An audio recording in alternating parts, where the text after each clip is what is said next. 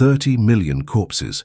That's more deaths than World War I, more than the entire population of Texas, all because one failed teacher convinced himself he was the brother of Jesus Christ. While you were probably never taught this in school, the deadliest civil war in human history didn't happen in Europe or America.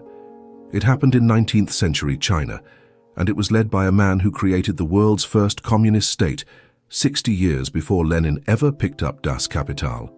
Hong Xiuquan didn't just rebel against the Qing Dynasty, he declared war on reality itself. Picture this: a peasant who failed his exams 4 times suddenly claims divine revelation. Within 15 years, he's controlling territory larger than France, commanding armies of 2 million soldiers, and has established a kingdom where private property is banned, women fight as equals, and opium is punishable by death. His followers worship him as the heavenly king, younger brother to Jesus sent to cleanse China of demons. The Taiping Heavenly Kingdom lasted 14 brutal years. When it finally collapsed in 1864, entire cities had been erased from existence. The Yellow River ran red with blood. Survivors described landscapes so littered with corpses that you could walk for miles stepping only on human remains. But what nobody talks about is how this wasn't just random violence. Hong Xiuquan created a systematic ideology that combined Christian mysticism with proto-communist economics and Han nationalism. He established communes, redistributed land, and implemented gender equality, all while conducting what historians now recognize as the first modern genocide in Chinese history. The Qing Dynasty's own records, discovered in Beijing's archives, reveal the staggering scope: 600 cities destroyed, 20 million civilians massacred, 10 million soldiers killed in battle. Some provinces lost 90% of their population. Recovery took a full century. Yet somehow, Hong Xiuquan's story remains buried beneath more famous conflicts. Most people couldn't even pronounce his name, let alone explain how a village teacher's fever dreams triggered the collapse of the world's largest empire and created a template that would later inspire Mao Zedong's communist revolution. This is the story of how religious fanaticism, desperate poverty, and absolute power combined to create history's bloodiest rebellion, and why its lessons matter more than ever in our polarized world. When Hong Xiuquan died in 1864, his Taiping Heavenly Kingdom controlled 1/3 of China. His armies had captured 600 cities, including Nanjing, the former imperial capital. 2 million soldiers followed his banner, convinced they were fighting a holy war to establish heaven on earth.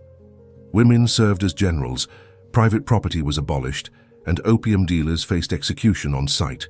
But rewind to 1814, and you'll find a very different picture. Hong Xiuquan was born in Fuyuanshui, a rice farming village in Guangdong province so insignificant that most maps didn't bother marking it. His family were Hakka, ethnic Han Chinese, but second-class citizens who faced discrimination from locals. They scraped together a living growing sweet potatoes and rice on rented land, always one bad harvest away from starvation. What most people don't know is that Hong's father sold their water buffalo, the family's most valuable possession, just to pay for his son's education. The sacrifice seemed logical. Hong showed exceptional intelligence, memorizing classical texts that other children struggled to read. In a society where passing the imperial examinations meant instant elevation from peasant to government official, Hong represented his family's only chance at escaping generational poverty. Here's where the story gets interesting. Between 1828 and 1843, Hong took the imperial examinations 4 times. 4 times he failed. These weren't just tests, they were elaborate psychological torture designed to maintain social hierarchy. Candidates memorized over 400,000 Chinese characters, wrote 8-legged essays following rigid formats, and competed against thousands of other desperate scholars for maybe 20 spots. Each failure crushed Hong deeper into humiliation. Imagine spending 15 years preparing for tests that last 3 days, only to see your name absent from the posted results, while richer candidates with connections somehow passed. The 4th failure, in 1843, triggered what witnesses described as a complete mental breakdown. Hong collapsed in the examination hall, foaming at the mouth, and had to be carried home by his younger brother. Behind the personal tragedy was a broader crisis consuming China. The Qing Dynasty, ruled by Manchus rather than ethnic Han Chinese, was crumbling under multiple pressures. The Opium Wars had forced China to accept British drug dealers and open its markets to foreign exploitation. Corruption infected every level of government. The same examination system that crushed Hong was openly rigged by wealthy families buying their children's success. Meanwhile, China's population had exploded from 100 million to 400 million in just 2 centuries, but agricultural technology remained medieval. Millions of young men like Hong found themselves educated enough to understand their oppression, but powerless to escape it. This wasn't just about one failed teacher. This was about an entire generation of intelligent, ambitious men watching their dreams die in a system designed to exclude them. What made Hong's case unique was what happened during his recovery from that 4th examination failure. Delirious with fever and rage, Hong began having visions that would reshape Chinese history. He claimed to meet an elderly man with a golden beard who handed him a sword and commanded him to destroy demons plaguing China. A middle-aged man introduced himself as Hong's elder brother and taught him mysterious rituals. For 6 years, these visions remained private fantasies. Hong returned to teaching village children, married, and seemed to accept his fate as another failed scholar. But in 1843, he encountered Christian missionary pamphlets translated by Liang Fa. Reading about Jesus Christ's divine mission, Hong experienced what psychologists now recognize as a massive delusion of grandeur. The golden-bearded old man was God the Father. The elder brother was Jesus Christ. Hong Xiuquan was the second son of God, sent to establish the Taiping Heavenly Kingdom and exterminate the demonic Manchu rulers who had corrupted China. This wasn't just religious conversion. It was a complete reconstruction of reality, designed to transform Hong's personal failures into cosmic significance. Every examination he'd failed became proof that the earthly system was evil. Every humiliation he'd suffered became evidence of his divine calling. His poverty wasn't a personal weakness, it was righteous suffering that qualified him to lead God's chosen people. But this wasn't the end of Hong's transformation, it was just the beginning. Within 2 years, he would abandon teaching forever, gather his first followers, and begin preaching a message that combined Christian theology with proto-communist economics and violent Han nationalism. He promised his followers that the Taiping Heavenly Kingdom would redistribute all land equally, eliminate private property, establish gender equality, and purge China of foreign corruption. The response was explosive. Peasants who had suffered under Qing oppression saw Hong as their deliverer. Secret societies that had plotted against Manchu rule found their prophesied leader. Intellectuals frustrated by examination system corruption discovered an ideology that validated their rage while offering concrete solutions. By 1850, Hong's movement had grown from a handful of village believers to an army of 20,000 fanatics ready to die for their heavenly king. They called themselves God worshippers, but the Qing government had a different name: rebels who threatened the foundations of civilization itself. What happened next would determine whether Hong Xiuquan was a visionary revolutionary or history's deadliest cult leader. The answer, as we'll see, was both. Chapter 1. Peasant Prophet. The revelation began with a fever that should have killed him. Hong Xiuquan lay unconscious for 40 days after his 4th examination failure, his body burning with temperatures that left his family preparing for his funeral. But what happened in that darkened room in Fuyuanshui village would eventually reshape the fate of 400 million people. Let me take you back to 1837, when Hong was still just another struggling teacher watching his dreams collapse in real time. The examination hall in Canton stretched endlessly, row after row of tiny cells where China's brightest minds competed for the slim chance of government employment. Hong had arrived 3 days early, camping outside with thousands of other candidates, studying by candlelight until his eyes bled. This was his 3rd attempt at the provincial-level examinations, and he knew failure meant returning to his village in disgrace. You see, the Qing examination system wasn't designed for social mobility. It was designed to crush it. Only candidates from wealthy families could afford the decades of preparation required. They hired private tutors, purchased model essays, and sometimes outright bribed examiners. Hong, surviving on rice gruel and borrowed clothes, represented everything the system existed to exclude. The first day tested classical literature. Hong's brush flew across paper as he composed eight-legged essays about Confucian virtue and imperial loyalty. Despite his poverty, his calligraphy was flawless, his arguments sophisticated. He felt confident walking back to his cramped lodging. The second day covered poetry and contemporary affairs.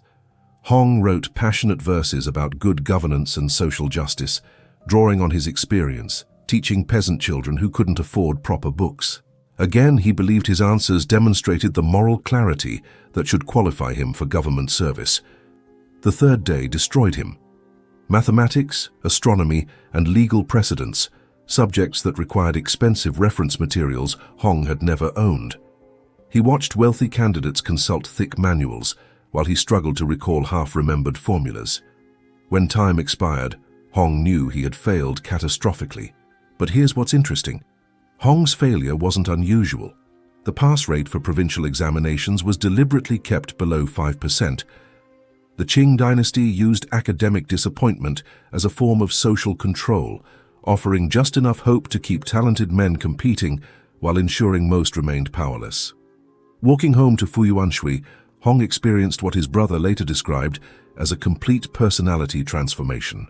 The gentle village teacher became withdrawn, suspicious, consumed with rage at a system that had wasted 15 years of his life. He stopped eating properly, stopped maintaining his appearance, stopped participating in family conversations. His teaching suffered immediately. Students who had once admired Hong's patient explanations now found him distracted, prone to angry outbursts about corrupt officials and foreign influence. Parents began withdrawing their children, cutting off Hong's primary source of income. What most people miss is how Hong's psychological breakdown reflected broader social tensions consuming China. The Opium Wars had recently forced China to accept British drug dealers, undermining traditional moral authority. Foreign missionaries were spreading Christianity, challenging Confucian orthodoxy. The Manchu government appeared incapable of defending Chinese interests against Western exploitation. Hong wasn't just having a personal crisis, he was experiencing the collective trauma of an entire civilization under assault. The breakthrough came in early 1837 when Hong encountered Christian missionary pamphlets distributed by Liang Fa outside the Canton examination halls. These weren't sophisticated theological works. They were crude translations filled with grammatical errors and cultural misunderstandings. But to Hong's fevered imagination, they contained explosive revelations. Reading about Jesus Christ's divine mission, Hong began reinterpreting his examination visions through Christian lens. That elderly man with the golden beard who had appeared in his fevered dreams. Obviously God the Father. The middle-aged man who claimed to be Hong's elder brother, Jesus Christ himself. Look, what happened next sounds like pure delusion, but you have to understand the context. Hong lived in a culture where spiritual visions carried enormous authority. Chinese literature was filled with stories of ordinary people receiving divine mandates to overthrow corrupt dynasties. The concept of the mandate of heaven suggested that righteous rebels could claim divine approval for political revolution. Hong began preaching his new theology to anyone who would listen.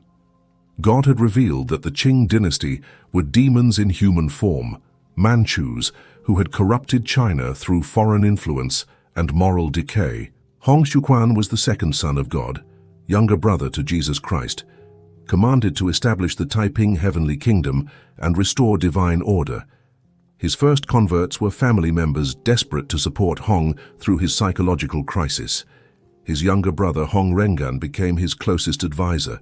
Cousins and neighbors joined out of loyalty rather than conviction. But gradually, Hong's message began attracting more serious followers. The appeal wasn't primarily theological, it was economic and political. Hong promised that the Taiping heavenly kingdom would redistribute all land equally among God's children.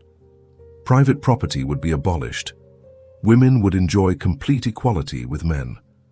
Opium dealers would face immediate execution. Foreign influence would be purged from Chinese soil. Consider this. Hong was essentially preaching proto-communist revolution 60 years before Marx's ideas reached Asia.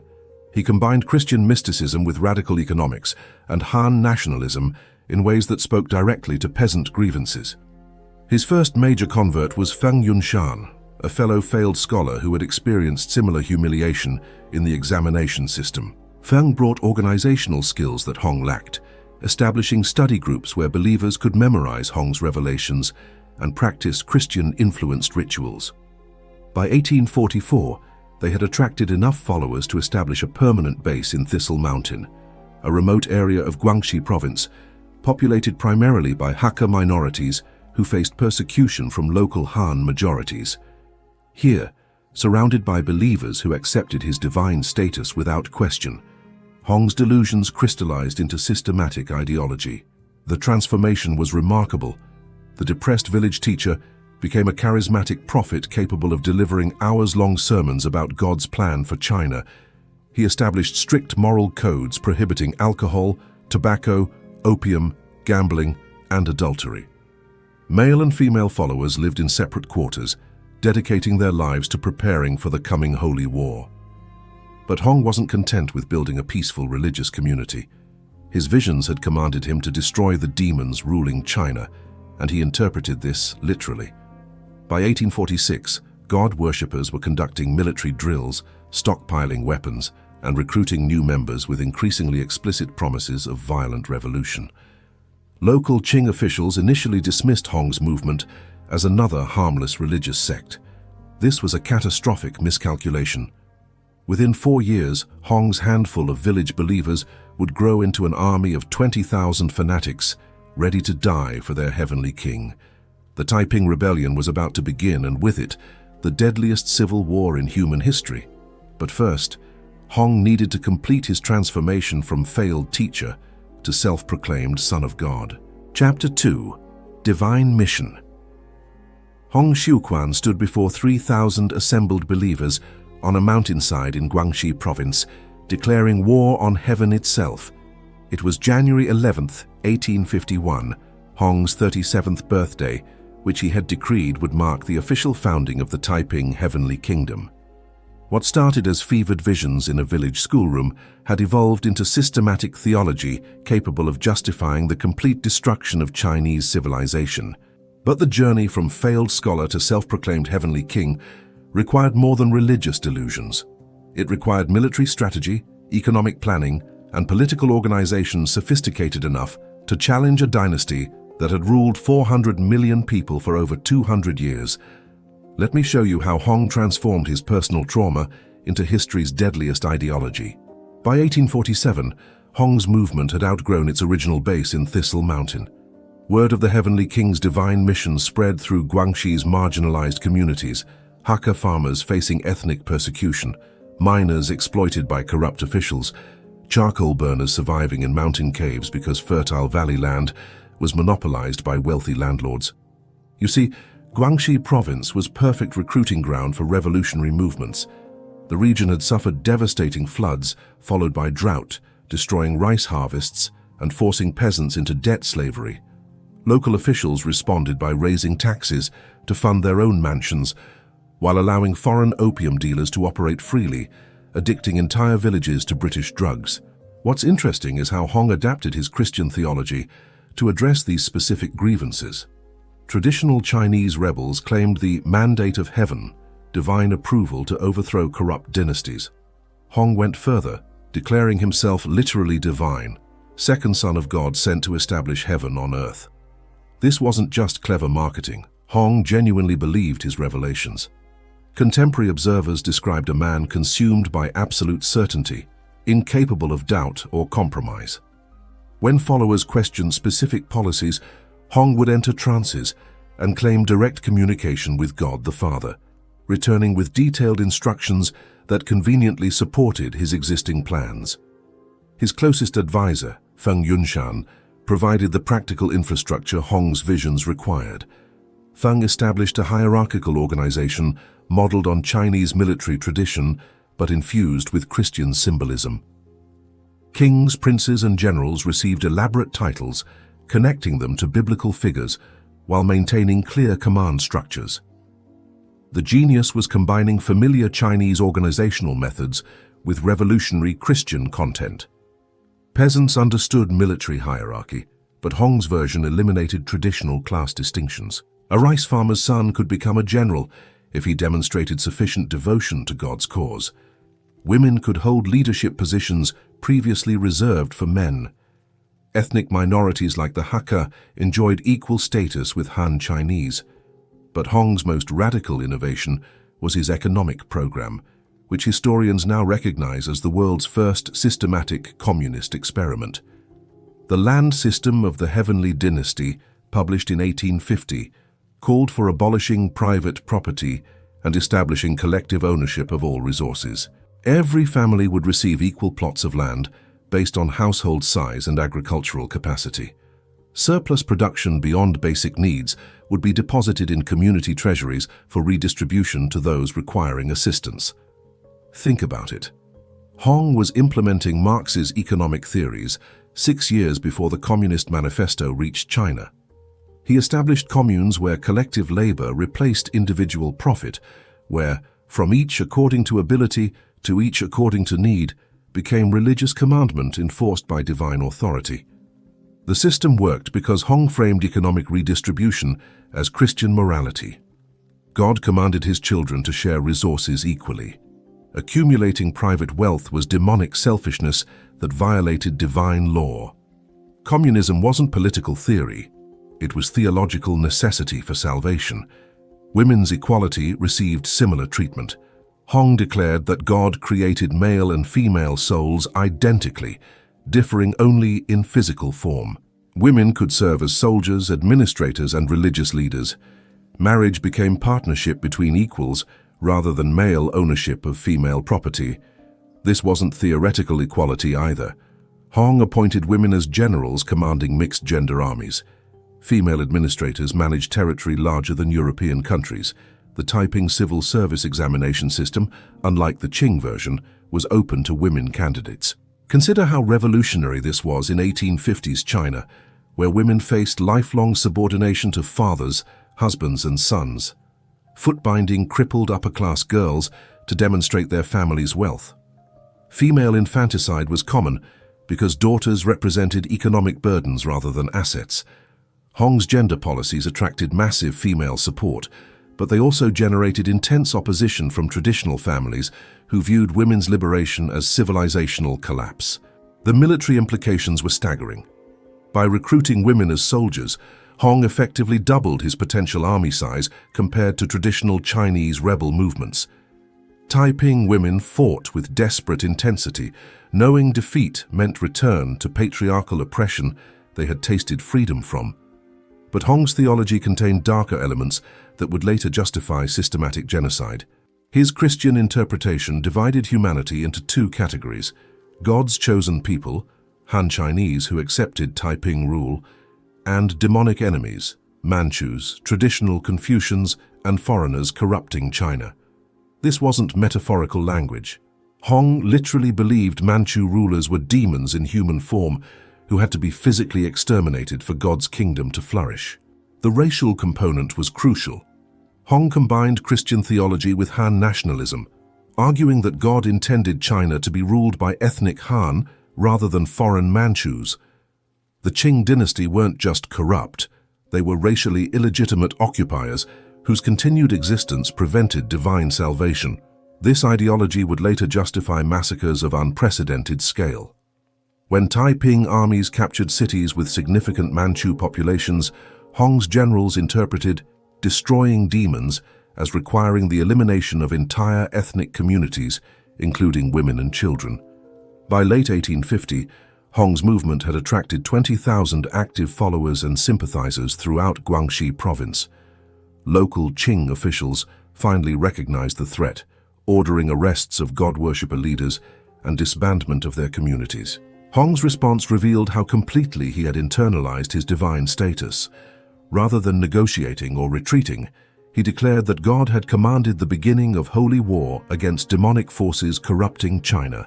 The Taiping Heavenly Kingdom would conquer the empire through righteous violence. establishing heaven on earth through systematic destruction of everything that opposed God's will. On January 11, 1851, Hong formally proclaimed himself heavenly king of the Taiping Dynasty, assuming imperial titles and establishing court ceremonies that mixed Christian worship with Chinese imperial tradition. His followers became the army of the Taiping Heavenly Kingdom, sworn to die for their divine ruler's mission. What followed wasn't just another Chinese rebellion. Hong had created an ideological system that combined religious fanaticism, communist economics, gender equality, and racial nationalism in ways that spoke to fundamental grievances consuming Chinese society. The Qing Dynasty was about to face an enemy unlike anything in their history. Peasant armies convinced they were fighting God's war, led by generals who believed death in battle guaranteed immediate salvation, supported by populations who saw Taiping victory as their only path to justice. The bloodiest civil war in human history was about to begin. Chapter 3. Sacred Army. 20,000 God worshippers faced off against 30,000 imperial troops in the mountains of Guangxi province, and somehow the peasants won. The Battle of Jintian village in January 1851 should have ended the Taiping Rebellion before it began. Hong Xiuquan's ragged followers, armed with farming tools and homemade weapons, confronted professional soldiers equipped with firearms and artillery. Military logic suggested the imperial forces would crush this uprising within hours. Instead, something extraordinary happened that would reshape the fundamental nature of warfare in China. Let me explain how a failed teacher created the most effective army of the 19th century. The key wasn't superior weapons or tactics. It was ideology that transformed ordinary peasants into fanatics willing to die for causes they barely understood. Hong had convinced his followers they were fighting God's war, where death in battle guaranteed immediate entry into heaven alongside Jesus Christ. But ideology alone doesn't win battles.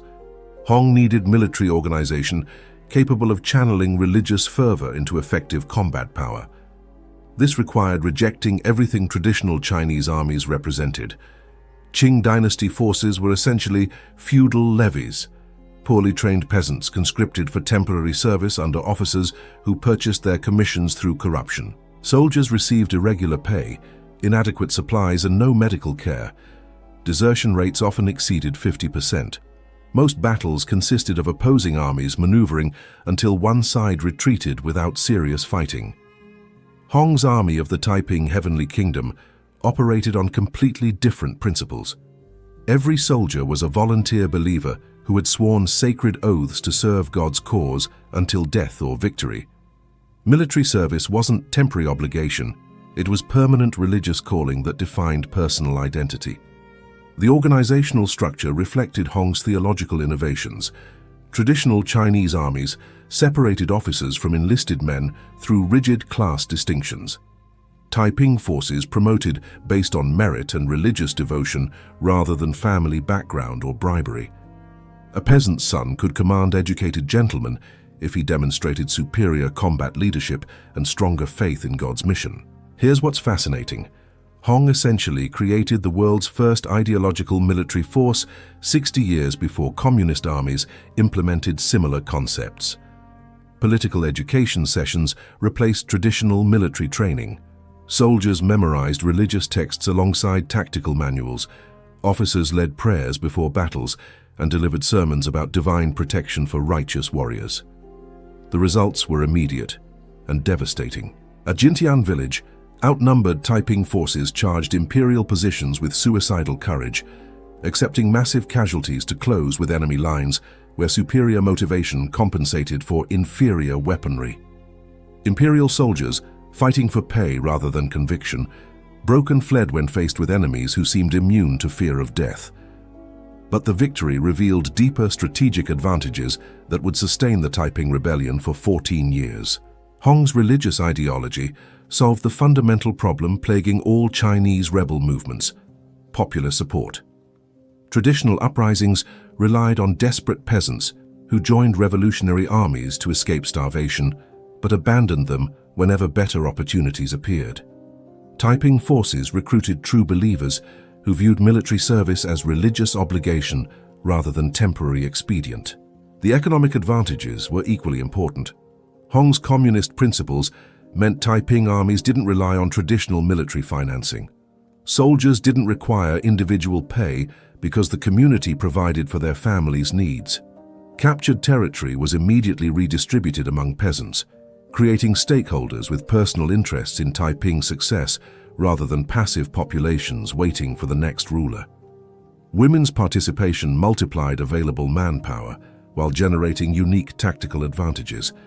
Taiping armies included female soldiers who fought alongside men in integrated units, something no Chinese military force had ever attempted. Women served as spies, messengers, and saboteurs in territory where their presence wouldn't automatically trigger suspicion. The psychological impact on traditional enemies was profound. Qing generals struggled to develop strategies against forces that included female combatants. Confucian military tradition had no framework for fighting wars where women participated as equals. The sight of female Taiping soldiers often demoralized imperial troops more effectively than numerical superiority or superior weapons. Medical care represented another crucial innovation.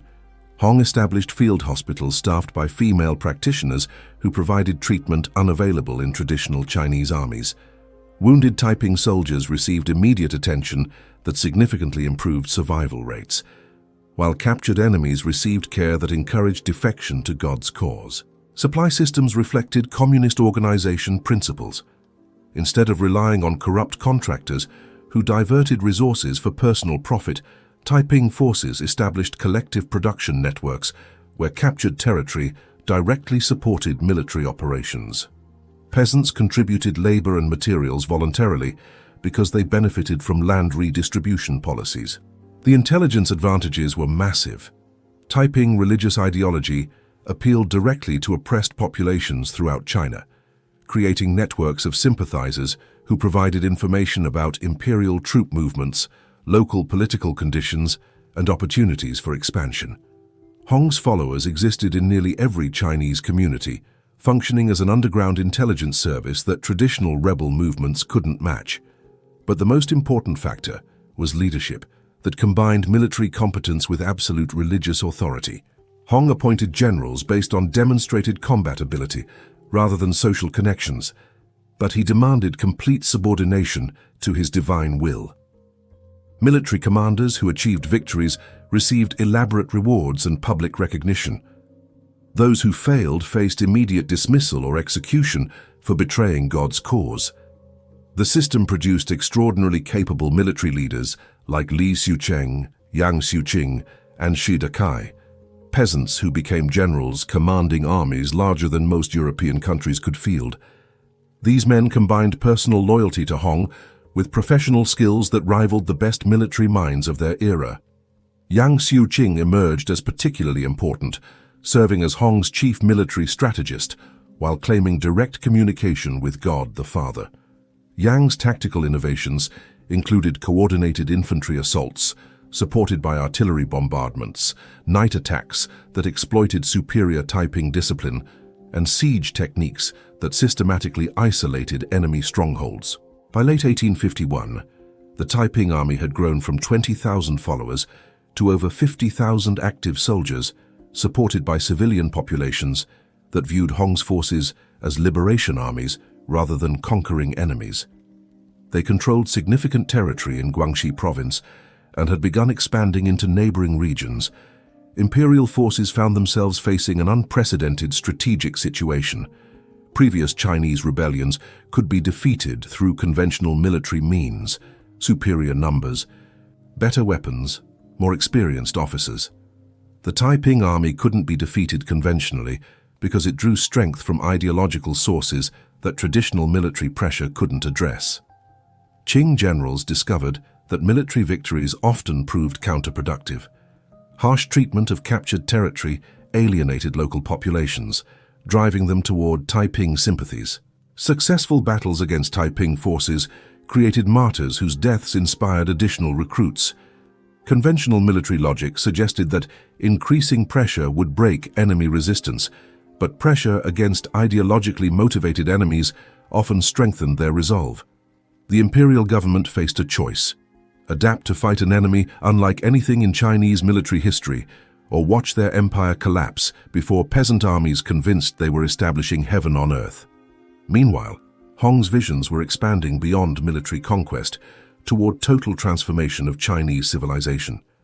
The sacred army he had created would serve as the instrument for implementing his divine mission, establishing a communist Christian kingdom that would purge China of foreign influence and traditional corruption while redistributing wealth according to God's justice. What happened next would determine whether Hong Xiuquan was a visionary revolutionary or history's most successful cult leader. The answer, as his armies prepared to march on the great cities of central China, was becoming clear. Chapter 4. Crimson Victory. The ancient city of Yong'an fell in 3 days, and with it, the Qing Dynasty's confidence in their ability to contain what they had dismissed as another peasant uprising. It was September 1851, and Hong Xiuquan's army of the Taiping Heavenly Kingdom had just achieved something unprecedented in Chinese military history. They had captured a major fortified city through coordinated assault tactics that combined Western military innovations with religious fanaticism that made Taiping soldiers practically immune to fear of death. But the victory at Yong'an wasn't just military, it was ideological proof that God truly supported Hong's divine mission. Let me show you how a ragtag collection of peasant believers transformed into the most feared military force in Asia. The march from Jintian village to Yong'an had taken 8 months of continuous fighting against increasingly desperate imperial attempts to crush the rebellion before it could escape Guangxi province. Qing generals threw 100,000 troops against Taiping forces, confident that overwhelming numerical superiority would compensate for their soldiers' inferior motivation. They were catastrophically wrong. Hong's army had evolved far beyond the desperate peasants who first proclaimed his heavenly kingdom. Military experience against imperial forces had forged his followers into professional soldiers capable of complex maneuvers that routinely outfought better-equipped enemies. More importantly, continuous combat had proven to Taiping believers that God truly protected righteous warriors fighting his holy war.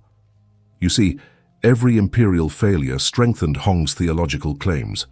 When vastly outnumbered Taiping forces achieved victory through tactics that defied military logic, followers interpreted success as divine intervention rather than superior leadership. This created a psychological feedback loop where military success reinforced religious fanaticism, which generated the morale advantages that made military success possible. The siege of Yong'an demonstrated how completely Hong had revolutionized Chinese warfare. Traditional Chinese sieges were lengthy affairs where opposing armies established fortified camps and waited for one side to exhaust supplies or lose political support. Direct assault was considered suicidal against properly defended positions. Successful attackers typically relied on treachery, bribery, or starvation rather than military force. Hong's forces ignored conventional wisdom entirely. Yang Xiuqing, Hong's chief military strategist, had developed assault tactics that concentrated overwhelming force against specific defensive positions rather than attempting to surround entire city walls. Taiping soldiers advanced in coordinated waves, accepting massive casualties to maintain pressure that prevented defenders from reorganizing between attacks. The psychological component was crucial.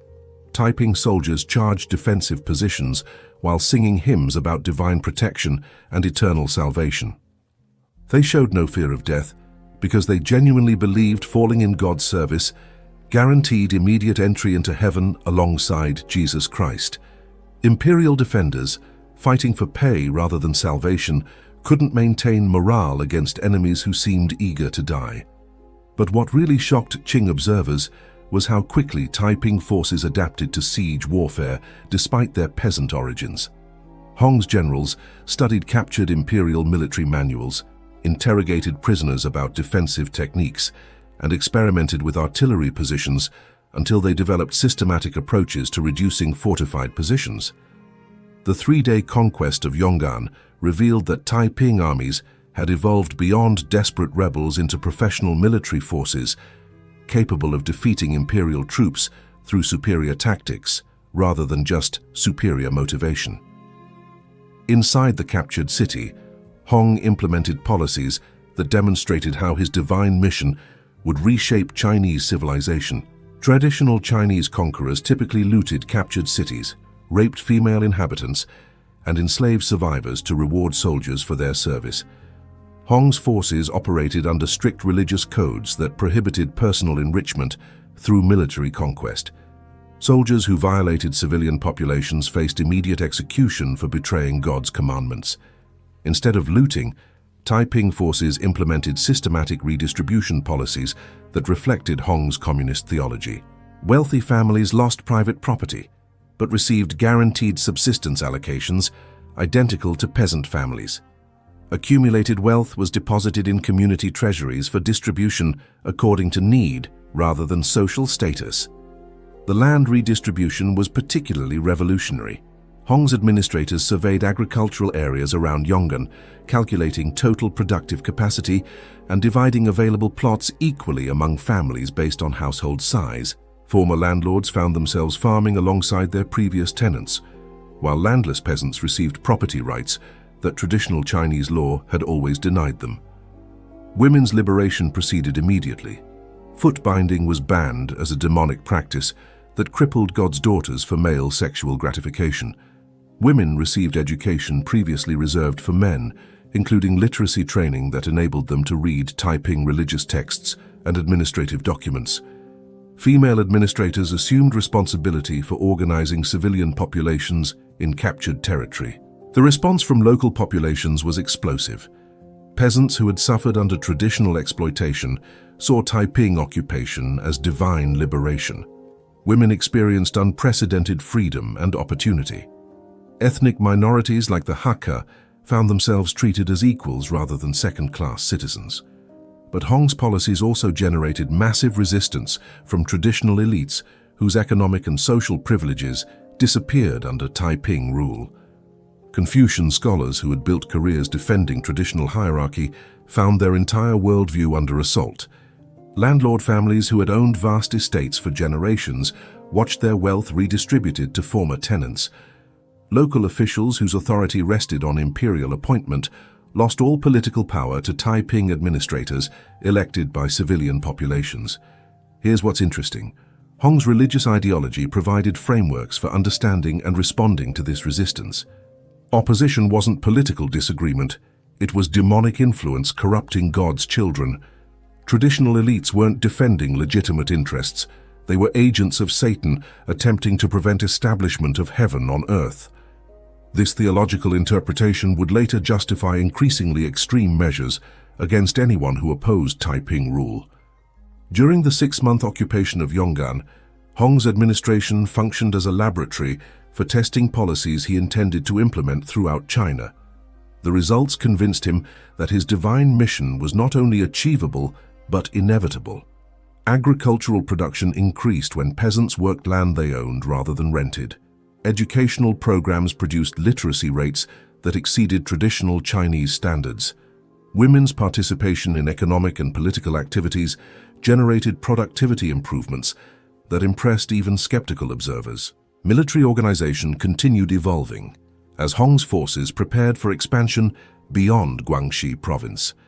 The army of the Taiping Heavenly Kingdom now included over 100,000 active soldiers supported by civilian populations that contributed supplies, intelligence, and recruits rather than viewing military forces as occupying enemies. The professional competence was remarkable. Taiping armies had developed integrated command structures, standardized training programs, and logistical systems capable of supporting extended campaigns far from their original base areas. Officers educated themselves in military history, strategic theory, and tactical innovations that enabled them to compete successfully against traditionally trained imperial generals. But the most significant development was Hong's expanding vision of his divine mission. Initial Taiping goals had focused on establishing an independent kingdom in southern China, where God's children could practice true religion without imperial interference. Military success convinced Hong that God intended something far more ambitious, the complete conquest of China and establishment of the Taiping Dynasty as rightful rulers of the Middle Kingdom. This expansion of objectives would require military capabilities that exceeded anything previous Chinese rebel movements had attempted. Hong needed armies capable of conquering and occupying the great cities of central China, Wuhan, Nanjing, Beijing, while maintaining control over captured territory and implementing his revolutionary policies throughout the empire. By March 1852, Hong felt ready to attempt this unprecedented challenge. The army of the Taiping Heavenly Kingdom departed Yong'an with over 120,000 soldiers organized into disciplined corps, capable of independent operations across vast distances. Their objective was nothing less than the complete overthrow of the Qing Dynasty and establishment of heaven on earth. The march north would test every aspect of Hong's military, political, and religious innovations. Success would prove his divine status and establish the Taiping Heavenly Kingdom as legitimate government of China. Failure would mean the destruction of everything he had built and the deaths of hundreds of thousands of followers who had sacrificed everything for his vision. But after 18 months of continuous victory against overwhelming imperial opposition, Hong Xiuquan had every reason for confidence in God's protection of his righteous cause. Chapter 5. Heavenly Capital. On March 19, 1853, the great city of Nanjing opened its gates to Hong Xiuquan's conquering army, and the Taiping Heavenly Kingdom achieved something no Chinese rebel movement had accomplished in over 600 years. They had captured an imperial capital. Nanjing wasn't just another city, it was the southern seat of Chinese imperial power, former capital of the Ming Dynasty, home to over 1 million inhabitants and guardian of the Yangtze River Valley that controlled trade between northern and southern China. Its massive walls had withstood countless sieges throughout Chinese history. Its fall meant that Hong's peasant rebellion had evolved into a legitimate threat to the Qing Dynasty's survival. But what happened inside those ancient walls would determine whether the Taiping Heavenly Kingdom could govern as effectively as it could conquer. Let me show you how Hong Xiuquan attempted to build heaven on earth, and why his utopian experiment began eating itself alive.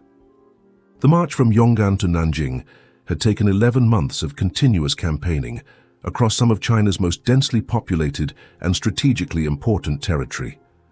Hong's army of the Taiping Heavenly Kingdom had grown to over 200,000 soldiers as they captured city after city throughout Hunan and Hubei provinces. Each victory proved Hong's divine status to wavering believers while attracting thousands of new converts who saw Taiping's success as evidence of God's favor. By the time his forces approached Nanjing, Hong commanded larger armies than most European nations could field, supported by civilian populations that viewed Taiping rule as liberation from centuries of Manchu oppression. The siege itself lasted just 23 days, remarkably brief for a city of Nanjing's size and defensive capability. Hong's generals had perfected coordinated assault tactics that combined artillery bombardments with infantry charges designed to overwhelm specific defensive positions, rather than gradually reducing the entire fortress complex. But the real factor was popular support inside the city. Nanjing's population included hundreds of thousands of Han Chinese who resented Manchu rule, and thousands of Taiping sympathizers who had been secretly organizing for months before Hong's arrival. When Taiping forces breached the walls, civilian uprisings erupted throughout the city, preventing effective defensive coordination. The conquest revealed how completely Hong's religious ideology had penetrated Chinese society beyond his original base in Guangxi province. Here's what's fascinating. Hong didn't just capture Nanjing, he transformed it into the capital of an entirely new kind of state. Renaming the city Tianjing, Heavenly Capital, Hong immediately began implementing his vision of communist Christian civilization on a scale that dwarfed previous experiments in captured territory. This wasn't just another Chinese dynasty replacing the previous ruler. It was a systematic attempt to reconstruct Chinese society according to divine revelation. The land redistribution program alone affected over 20 million people throughout Taiping-controlled territory. Hong's administrators conducted detailed surveys of agricultural capacity, calculating optimal crop yields and dividing available farmland equally among families based on household composition and local conditions. The implementation was remarkably sophisticated, Taiping surveyors used standardized measurement techniques to ensure fairness across different regions. Agricultural specialists provided technical guidance to peasants unfamiliar with managing their own land. Administrative records tracked production and distribution with accuracy that exceeded traditional Chinese governmental capabilities. But the most revolutionary aspect was Hong's economic vision, which historians now recognize as the world's first systematic attempt to implement pure communist principles. The land system of the Heavenly Dynasty eliminated private property entirely. All resources, land, tools, livestock, buildings, belonged collectively to God's children under Hong's divine stewardship. Individual families received allocations based on need rather than traditional ownership claims. Economic production was organized through collective labor rather than individual enterprise. Communities established common workshops where artisans contributed specialized skills to benefit everyone rather than competing for personal profit. Agricultural work was coordinated through village assemblies that planned planting, harvesting and distribution according to scientific principles rather than traditional customs. The gender equality policies were equally radical. Women received identical economic rights with men, including property ownership, business management, and participation in collective decision-making. Female education expanded dramatically as Hong established schools where women learned reading, writing, mathematics, and administrative skills, previously reserved for male elites. But here's where Hong's utopian vision began encountering practical problems that would ultimately destroy his kingdom. Implementing communist economics required administrative capabilities that exceeded anything previous Chinese governments had attempted. Hong needed thousands of educated officials capable of managing complex redistribution systems across territory larger than France. Traditional Chinese administration relied on Confucian scholars whose entire training emphasized hierarchy and individual achievement, concepts that directly contradicted Taiping ideology. Hong's solution was promoting loyal followers based on religious devotion rather than administrative competence. Peasants who demonstrated strong faith received appointments managing territory they barely understood. Military officers with combat experience found themselves responsible for economic planning that required technical knowledge they had never acquired. The results were predictably chaotic. Land redistribution programs generated massive confusion as competing administrators issued contradictory instructions. Agricultural production declined when peasants couldn't determine who controlled specific plots. Trade relationships collapsed as traditional commercial networks couldn't operate under constantly changing economic regulations. But the deeper problem was theological, not administrative. Hong's religious system contained internal contradictions that became apparent once his movement achieved political success. He had proclaimed absolute equality among God's children, while simultaneously claiming divine status that placed him above all earthly authority. His closest followers were expected to practice communist sharing, while Hong lived in imperial luxury that exceeded Qing Dynasty standards. The contradictions generated increasing tension among Taiping leadership, as different factions interpreted Hong's divine revelations to support their personal ambitions. Hong Xiuquan, Hong's chief military strategist and most capable administrator, began claiming direct communication with God the Father that superseded Hong's authority as heavenly king. Yang argued that his revelations provided more current divine guidance than Hong's original visions, which had occurred over a decade earlier. This wasn't just theological dispute, it was a fundamental challenge to Hong's political legitimacy. If other leaders could receive divine revelations equal to Hong's, then his unique status as God's second son became questionable. But if Hong rejected Yang's claims, he risked alienating his most effective general at a time when imperial forces were organizing massive campaigns to retake Taiping territory. The gender equality policies created similar internal conflicts. Male Taiping leaders who had accepted women's theoretical equality found it difficult to accept female authority in practical situations. Female administrators who challenged male decisions faced resistance that undermined their effectiveness, while generating resentment among women who had expected genuine equality. Hong's response revealed how his religious delusions had evolved into systematic paranoia that would eventually consume his closest followers. Unable to admit that his policies contained practical flaws, Hong interpreted every administrative failure as evidence of demonic influence corrupting his divine kingdom. Loyalty tests became increasingly extreme as Hong demanded absolute submission to his theological interpretations regardless of practical consequences. Officials who questioned specific policies faced accusations of betraying God's cause. Military commanders who suggested tactical modifications were suspected of secret collaboration with imperial enemies. Even Hong's closest family members found themselves under suspicion when they privately expressed concerns about his increasingly erratic behavior. The paranoia was particularly destructive because Hong had created a government structure where his personal authority was absolute.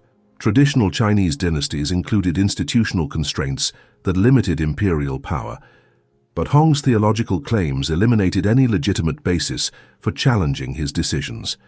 If Hong was truly God's second son, then questioning his judgment was literally blasphemous. By late 1853, cracks were appearing throughout the Taiping Heavenly Kingdom, despite its unprecedented military success. Administrative chaos was reducing agricultural production in controlled territory. Internal conflicts were weakening military effectiveness, just as imperial forces were beginning coordinated campaigns to retake strategic cities. But the most dangerous development was Hong's growing isolation from practical governance as he retreated into religious fantasies that had less and less connection to actual conditions in his kingdom. Surrounded by followers who couldn't challenge his authority without risking execution, Hong lost contact with the problems that were undermining everything he had built. His divine mission was succeeding militarily while failing politically, creating an unstable situation that would eventually lead to internal warfare more destructive than anything the Qing Dynasty could inflict. The heavenly capital was about to become the center of a nightmare that would consume millions of lives. Chapter 6. Brothers' War. The screams echoing through the heavenly capital on September 2, 1856, weren't from imperial troops attacking the city. They were from Taiping soldiers slaughtering each other in the bloodiest internal purge in Chinese history. Hong Xiuquan watched from his palace as Hong Xiuqan, his closest advisor, most capable general, and second most powerful leader in the Taiping Heavenly Kingdom, was hacked to pieces by loyal followers who had once worshipped Yang as a divine messenger. Within 6 hours, over 20,000 Taiping officials and soldiers would be dead, killed not by enemies but by their own brothers in God's army. The Taiping Rebellion was devouring itself, and Hong's paranoid delusions were feeding it human flesh. Let me show you how religious fanaticism, combined with absolute power, created a cycle of violence that would ultimately destroy everything Hong had built. The crisis had been building since the capture of Nanjing 3 years earlier, as fundamental contradictions in Hong's theological system generated conflicts that couldn't be resolved through normal political processes. Hong Xiuqan had emerged as the most serious challenge to Hong's absolute authority, but not through traditional military rebellion.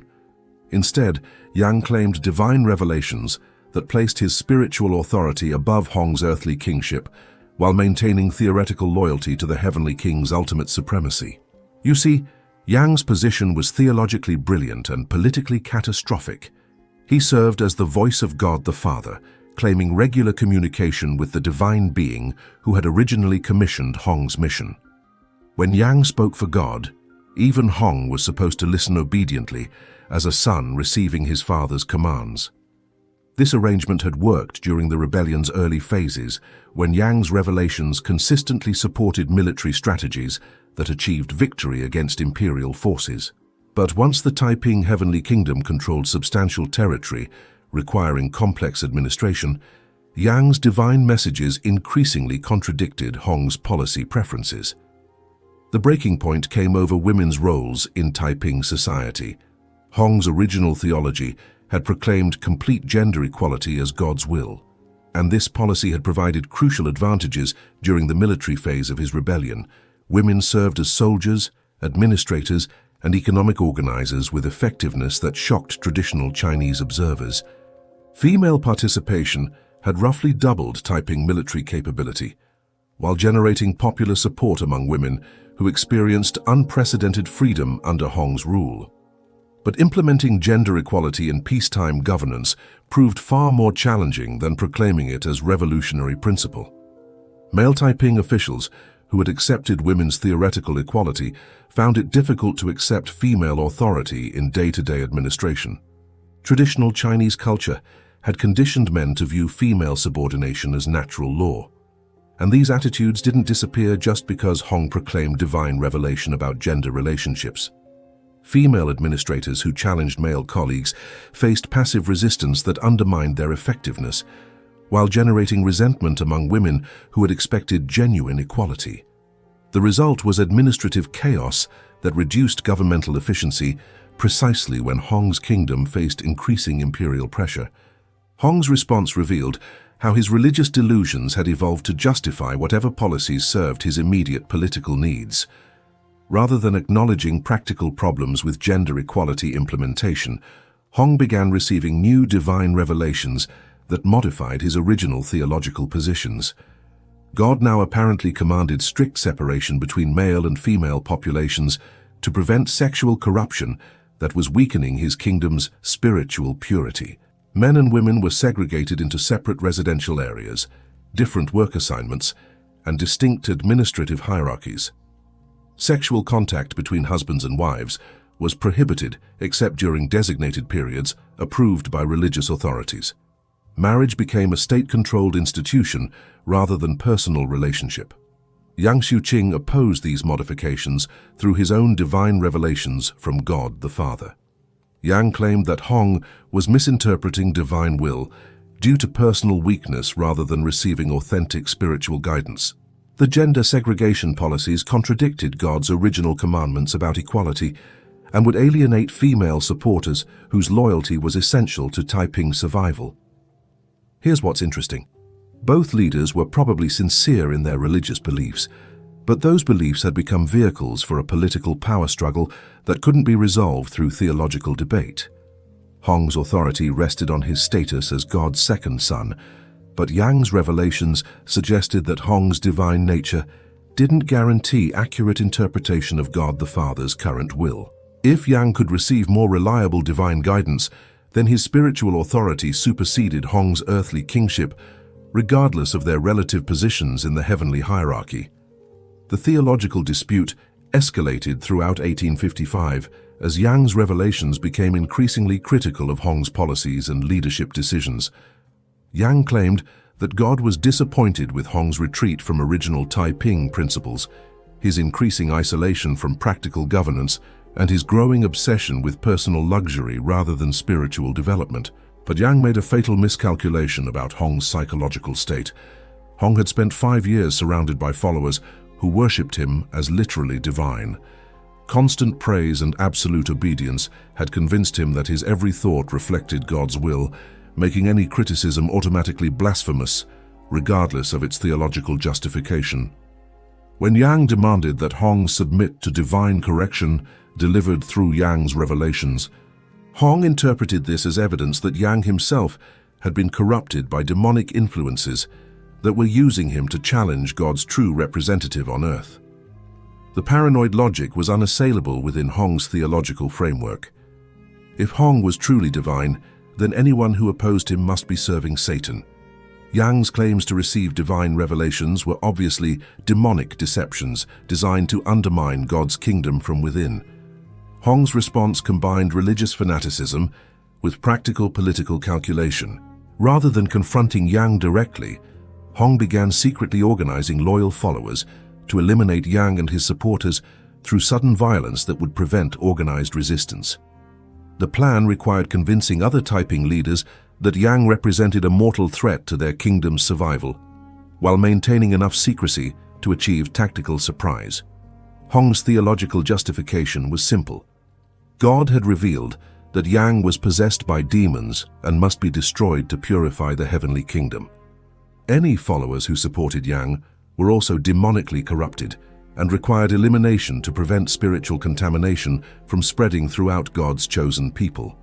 Wei Changhui, another of Hong's original followers, enthusiastically accepted the mission to purge Yang's faction. Wei commanded sufficient military force to overwhelm Yang's supporters while maintaining personal loyalty to Hong that guaranteed obedience to whatever measures proved necessary. The massacre began at dawn on September 2, 1856. Wei's soldiers surrounded Yang's residence and systematically killed everyone inside. Yang himself, his family members, servants, guards, and visitors who happened to be present. The killing was deliberately brutal, designed to terrorize potential opposition through extreme violence, rather than simply eliminating specific individuals. But Hong's orders extended far beyond Yang's immediate household. Every official who had supported Yang's theological positions faced execution as a demonically corrupted traitor. Military officers who had served under Yang's command were killed to prevent future rebellion attempts. Civilian administrators who had implemented Yang's policy recommendations were eliminated as security threats to Hong's divine authority. The killing continued for 6 hours as Wei's soldiers worked through lists of suspected Yang sympathizers that Hong had been secretly preparing for months. Conservative estimates suggest over 20,000 people died, though some sources claim the total reached 40,000 when family members and servants are included. The psychological impact on surviving Taiping followers was devastating. Hong had demonstrated that even his closest advisors could be instantly eliminated if they challenged his authority in any way. Religious devotion, military service, and personal loyalty provided no protection against accusations of demonic corruption. Anyone could become a target based on Hong's paranoid interpretations of their behavior. But the massacre created new problems that were arguably worse than the original conflicts with Yang. Wei Changhui had proven his loyalty to Hong through extreme violence, but he had also demonstrated capabilities that made him potentially dangerous if he ever turned against the Heavenly King. Other Taiping leaders realized that Wei's willingness to massacre thousands of people made him a threat to anyone who might eventually oppose his policies or ambitions. Within 2 months, Hong found himself orchestrating another purge, this time eliminating Wei Changhui and his supporters to prevent them from potentially challenging Hong's authority using the same violent methods they had employed against Yang's faction. The cycle of paranoia and violence was consuming the Taiping Heavenly Kingdom from within, destroying the administrative and military leadership that had made Hong's success possible while alienating followers who had joined his movement seeking justice and spiritual salvation. By early 1857, Hong ruled through terror rather than inspiration, surrounded by officials too frightened to offer honest advice and commanding soldiers who feared their own leaders more than imperial enemies. The Brothers' War had ended, but it had left the Taiping Heavenly Kingdom mortally wounded, at precisely the moment when external threats were growing stronger than ever before. Chapter 7. Foreign Devils. Captain Charles Gordon of the British Army stood on the walls of Shanghai in 1862, watching Hong Xiuquan's forces prepare for an assault that could determine the fate of China itself. The irony was staggering. Gordon, representing the same British Empire that had forced opium on China and humiliated the Qing Dynasty in 2 wars, was now commanding Chinese soldiers in defense of the Manchu government that most Chinese despised. Western powers had decided that Hong Xiuquan's Christian communist kingdom represented a greater threat to their interests than traditional imperial corruption they could easily exploit. Let me show you how foreign intervention transformed the Taiping Rebellion from a Chinese civil war into a global conflict that would reshape East Asia for the next century. The Western response to Hong's movement had initially been cautiously optimistic. British and American missionaries saw the Taiping Heavenly Kingdom as proof that Christianity could take root in Chinese soil, potentially opening the world's largest population to Protestant evangelization. Hong's theological claims seemed crude to educated Western observers, but his commitment to Christian principles appeared genuine. The Taiping Army's prohibition of opium impressed foreign observers who had watched British drug dealers systematically addict Chinese populations for commercial profit. Hong's gender equality policies aligned with progressive Western values that traditional Chinese society rejected entirely. But as the Taiping Rebellion evolved from regional uprising to existential threat against the Qing Dynasty, Western governments began reassessing their strategic interests in China. You see, the Opium Wars had established a highly profitable system where Western powers exploited Chinese weakness without assuming responsibility for Chinese governance. British merchants controlled Chinese trade through treaty ports that functioned as colonial outposts. French and American interests enjoyed similar privileges that generated massive profits while requiring minimal administrative investment. This arrangement depended on maintaining a Chinese government that was strong enough to enforce commercial agreements, but weak enough to accept foreign domination. The Qing dynasty perfectly fit these requirements, corrupt enough to be easily manipulated, but legitimate enough to provide legal frameworks that Western businesses needed for long-term operations. Hong Xiuquan's success threatened to destroy this carefully constructed system. If the Taiping Heavenly Kingdom conquered China, Western powers would face a unified country led by ideological fanatics who viewed foreign influence as demonic corruption, requiring elimination. Hong's communist economic policies would nationalize foreign investments and terminate the commercial privileges that Western merchants had extracted through military pressure. Even worse, from a strategic perspective, a successful Taiping Revolution might inspire similar movements throughout Asia. If Chinese peasants could overthrow their traditional rulers through religious ideology combined with economic redistribution, similar rebellions might emerge in India, Indonesia, or other regions where Western colonial dominance depended on preventing unified indigenous resistance. The turning point came with the Taiping assault on Shanghai in 1860. Shanghai had become the most important Western commercial center in China, home to thousands of foreign merchants and millions of dollars in European and American investments. The city's capture would demonstrate that Hong's forces could threaten Western interests directly rather than simply fighting Chinese civil conflicts. Hong's strategic calculation was sophisticated.